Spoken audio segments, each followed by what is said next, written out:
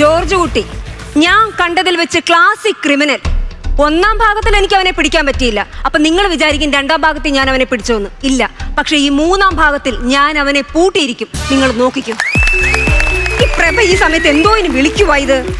Hello, ഇതാ അധികാരത്തിന്റെ ഗർഭോ ഗർഭമല്ല ഗീത, അധികാരത്തിന്റെ ഗർഭോ തിളക്കമൊന്നും ഇല്ലാതെ വരണിന്റെ അമ്മയായിട്ടാണ് ഗീത ഇപ്പോഴവിടെ നിൽക്കുന്നത്. അയിനോ? അതുകൊണ്ട് അതല്ല, ഗീത വീട്ടിലില്ലാത്തതുകൊണ്ട് ഞാൻ മീൻകറി ഉണ്ടാക്കി. പക്ഷെ അത് അടുക്കി പിടിച്ചു. കുഴപ്പമുണ്ടോന്ന് അറിയാനായിട്ട്. പ്രഭേ, ഞാൻ വരുണിന്റെ കേസിന്റെ പുറകെയാണെന്ന്. ഇതൊരു കാര്യം മനസ്സിലാക്കണം. വരുണിന് എന്നേക്കുമായി നമുക്ക് നഷ്ടപ്പെട്ടു കഴിഞ്ഞു. നമുക്ക് മറ്റൊരു കുട്ടിയെ കുറിച്ചൊന്ന് ചിന്തിച്ചാൽ. ഈ സ്റ്റോപ്പാണ് ഒന്നും നടക്കാത്തത്. ഞാൻ വേറെ ട്രൈ ചെയ്യാം. ക്ഷമിക്കണം കേട്ടോ. അപ്പോഴേ കട്ട് ചെയ്തിട്ട് പൊക്കോളും. ഈ സഹദേവൻ ഇത് എവിടെ പോയി കിടക്കുമെന്ന് ആർക്കറിയാം.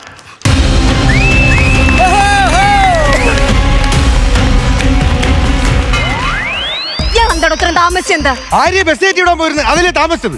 അല്ല, അതിന് താൻ കല്യാണം കഴിച്ചാണോ? കല്യാണം കഴിച്ചില്ല, പക്ഷെ ഒരു പെണ്ണുണ്ട് എന്റെ ഇപ്പം. മനസ്സിലായില്ല.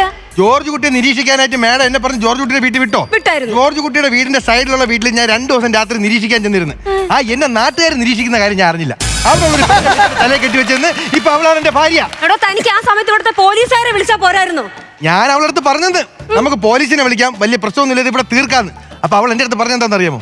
ഒരുവിധപ്പെട്ട പോലീസുകാരെയൊക്കെ അവൾക്ക് നന്നായിട്ട് അറിയാം. ഞാനെന്ത് ചെയ്യാൻ? അപ്പൊ അതൊക്കെ താൻ വീട്. ആ ജോർജ് കുട്ടിയുടെ വീട്ടിൽ പോയിട്ട് ഡോഗ് സ്ക്വാഡിനെ കൊണ്ട് പോകാൻ പറഞ്ഞിട്ട് എന്തോ ആയടോ കാര്യങ്ങൾ? ആര് പറഞ്ഞു പോയില്ലെന്ന്? ജോർജ് കുട്ടിയുടെ വീട്ടിൽ ഡോഗ് സ്ക്വാഡിനെ കൊണ്ട് പോയി. ആദ്യം പട്ടി ചെന്ന് മണപ്പിച്ച എവിടെ അറിയുമോ? ഹാളില്. രണ്ടാമത് അടുക്കളയിൽ.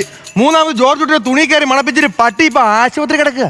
തുണി മണപ്പിച്ച പട്ടി എങ്ങനെയാണോ ആശുപത്രി കിടക്കുന്നേ? ഈ തുണി തേച്ചിട്ട് ജോർജ് കുട്ടി ഇസ്തിരി പെട്ടി അവിടെ വെച്ചിരുന്നു. പട്ടി ചെന്നാലും മണപ്പിച്ച് ജർമ്മൻ ഷിപ്പേഡ് പഗ്ഗായിട്ട് ആശുപത്രി കിടക്കുക.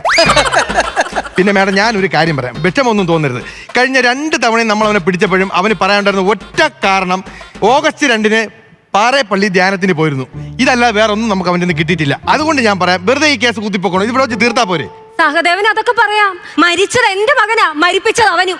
മരിപ്പിച്ചതാ? ആ, മരിച്ചത് എന്റെ മകനാ, മരിപ്പിച്ചത് അവനും. മരിപ്പിച്ച ഒരു ഐ ജി എന്ന് പറഞ്ഞ പടത്തിലാണ്. ഒരു മകൻ മരിച്ച അമ്മ ഇങ്ങനെ പലതും പറയും. ഒരു മകൻ മരിച്ചെന്ന് പറഞ്ഞ അമ്മ ഇങ്ങനെയൊക്കെ പറയും. അങ്ങനെ പലതും പറയും. സോറി മാഡം, എനിക്ക് മാഡത്തിന്റെ ഇമോഷൻസ് മനസ്സിലാവും. വരുണിനെ കൊന്നിപ്പിച്ച ആരാണെന്ന് നമ്മൾ കണ്ടുപിടിക്കും. നിങ്ങൾക്ക് ചത്തിപ്പിച്ചടിക്കാൻ എനിക്ക് കൊന്നിപ്പിച്ചാൻ പറയാം, ഒരു കുഴപ്പമില്ല. എന്തൊക്കെയാണോ ഈ വിളിച്ചു പറയുന്നത്?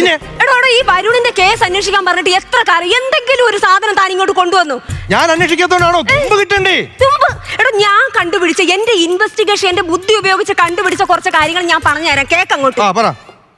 ഇത് ജോർജ് കുട്ടിയുടെ വീട്. ഓക്കെ. ഇവിടെ നിന്നും കേബിൾ TV ഓഫീസ് വരെ 2.5. ഓക്കെ. ഇവിടെ നിന്നും തിയേറ്റർ വരെ 3.5. ഇതിൽ നിന്ന് തനിക്ക് എന്ത് മനസ്സിലായി?